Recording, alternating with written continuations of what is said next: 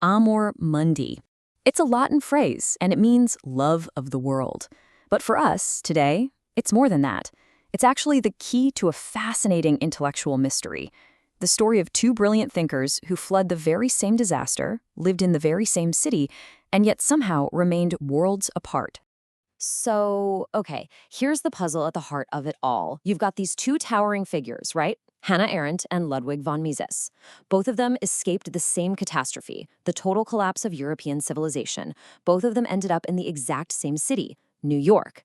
So, how? How is it possible their ideas developed on these completely parallel tracks, almost never intersecting? It's almost like something out of West Side Story. Seriously, you've got characters drawn to the very same reality, but they're kept apart by these rival loyalties. They just can't find a common language.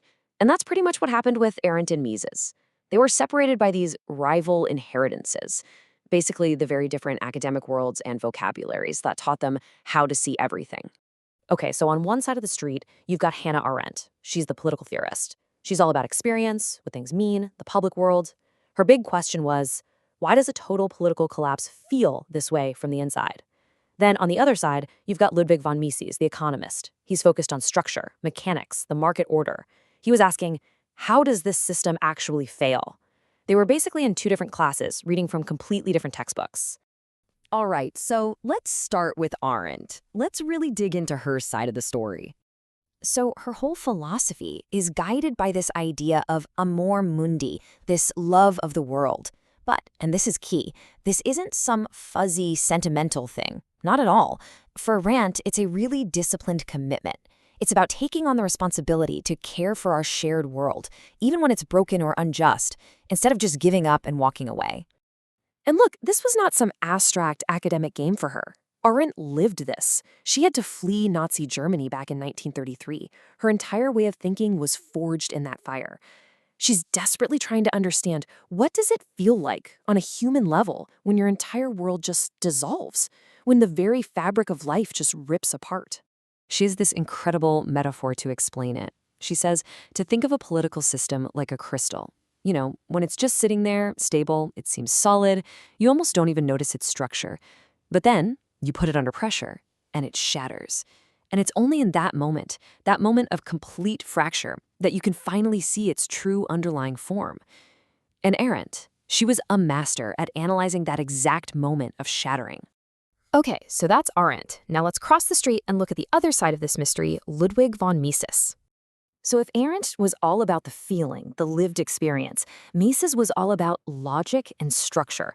He was also a refugee, he saw the same disaster, but he wasn't asking, what does this feel like? He was asking, what are the nuts and bolts? What are the underlying mechanisms that cause a society to completely fall apart? He wanted to pop the hood and understand how the engine broke, not just describe the crash. At the core of Mises's argument is this thing called the economic calculation problem, and it's basically a domino effect. Okay, so step 1, the central planners get rid of private property and free markets. Step 2, when that happens, real market prices, which are, these super important signals telling you what's scarce and what people want, they just disappear. Step 3, without those price signals, the planners are basically flying blind. They have no way to make rational economic choices. And what happens next? Step 4, the whole system just spirals into total inefficiency and chaos. And this brings us right back to Arendt's crystal metaphor, doesn't it? If Arendt is the one who helps us see the crystal shatter in slow motion, Mises is the guy explaining the hidden structural flaws that made it crack in the first place. He's mapping the blueprint of the failure. Okay, so we've laid out these two totally separate, parallel tracks. So what gives? Where do they finally meet? This is where it all comes together. The big reveal is this. They weren't actually talking about different problems. Not at all. They were just diagnosing different layers of the exact same civilizational collapse. Think about it. Arendt was describing what it felt like to live through it, from the ground up. And Mises?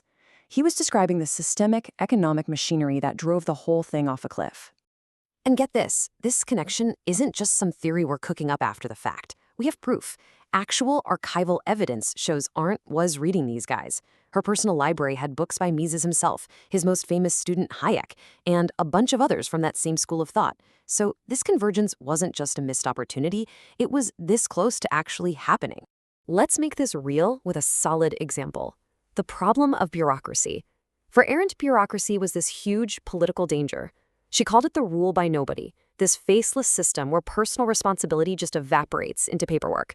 Now for Mises, bureaucracy was an administrative system that just naturally grows and grows the moment you replace market decisions with political control. See?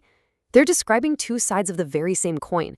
Mises explains why it expands, and Arendt explains the terrifying human cost of that expansion. Here's a really powerful way to picture it. Think of a fungus. Arendt, with her famous idea of the banality of evil, shows us how this moral fungus spreads, through just thoughtlessness, routine, people just following orders. Mises then comes along and explains the conditions of the soil. He shows us the kind of institutional environment, that centralized, top-down control that creates the perfect, damp, dark place for that fungus to grow like crazy. So, okay, this is a really cool historical puzzle, for sure. But so what? Why does this story of two thinkers who never met matter to us, right here, right now? Well, because their separation isn't really just about them. It's a symptom of a much bigger problem we all deal with, intellectual silos. Think about it. We're all trained to see the world through one specific lens at a time, right? The economist's lens, the political theorist's lens, the sociologist's lens. But the real world, it just doesn't work that way. It's not neatly divided into academic departments. And to get past those blind spots, you absolutely have to bring these perspectives together. Arendt gives us the moral alertness, that deep sensitivity to what it actually feels like to be dominated. Mises gives us the structural awareness, the understanding of the economic nuts and bolts that make that domination possible. If you really want to be anti-authoritarian, you can't pick one. You need both. And that brings us to a really critical question, one for all of us to think about. What happens when we get really, really good at spotting the moral symptoms of a problem? The injustice, the oppression, the loss of freedom. But we have no training, no tools to see the institutional machinery humming away underneath it all that's actually causing the problem in the first place. Which, brings us right back to the beginning. To truly practice Amor Mundi, to really love and care for this shared world of ours, it can't just be a feeling.